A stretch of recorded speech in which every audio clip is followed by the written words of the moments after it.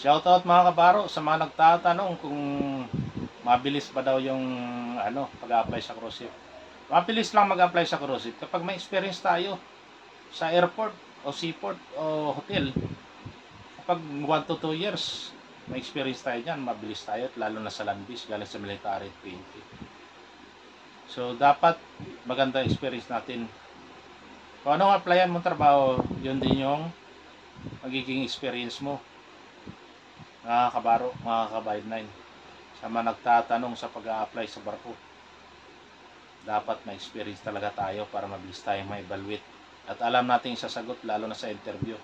Ang tanong naman, simple lang mga tanong dyan sa pag nag-apply sa interview. About sa duties and responsibilities yung mga tanong.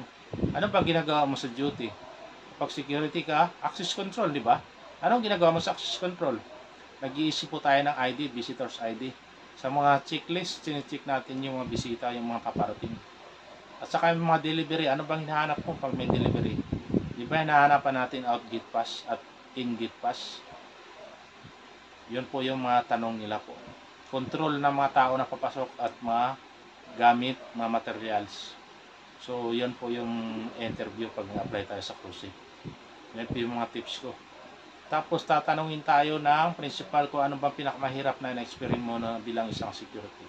So ano ba na-experience mong pinakamahirap? So yung mayroon ka na-encounter na mga tao hindi sumusunod sa trabaho. Sa mga violation, rules and violation na hindi nila sinusunod, yung pinakamahirap po na na-encounter mo. So isa rin yan sa sagot mo.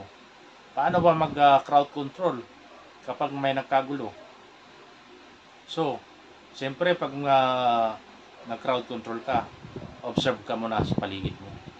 Kapag hindi mo kaya mo observe, so tawagin mo supervisor mo para matanggap kayo sa pag-interview. Ayan, shoutout sa lahat sa mga nagtatanong about sa interview.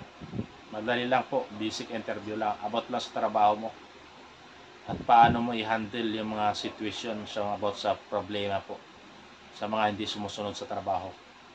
Yun po yung mga tanong, napakasimple lang mga kabaro, kabayan, kabayan. Madali lang about sa interview, about lang sa duty mo lang tinatanong.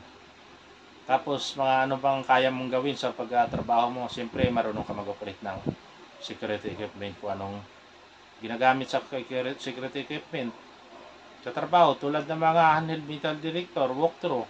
So yun po yung mga security equipment, lalo ng fire extinguisher. So yun po yung mga tanong, mga kabaro, kabayan, 59. Mayroon na kayong idea sa pag-apply sa cruise ship. Sipag at syaga lang talaga, huwag tayong mawala ng pag-asa. Darating ang araw, kayo naman yung magtatagumpay.